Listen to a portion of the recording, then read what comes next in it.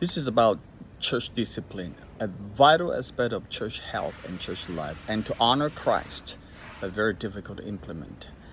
So, the purpose of church discipline is to reclaim and restore and gaining the offended brothers back to Christ, and also to deter others from making the same offenses. The Bible also talks about purge out the yeast so that it doesn't infect the whole lump of dough in the church. That means, one person with unconfessed sins is really hard to deal with, and then that's not being dealt with, not being given discipline. It can infect the whole church eventually.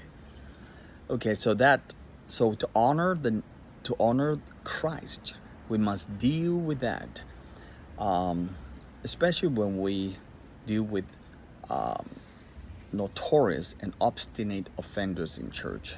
So this is a very realistic and important and challenging topic.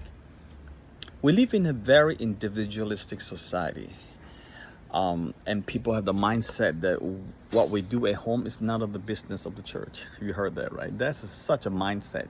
What we do in our home, it's got nothing to do. It's none of the business of the church. But that is wrong. If you are members of the Church of the Living God in Christ, of our Lord Jesus Christ, your family life is also part of the jurisdiction, part of the pastoral care of the church.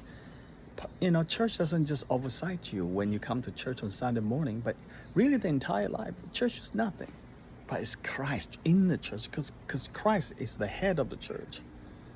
The recommended way to do discipline is to bring officers along with the eldership, not just the pastor.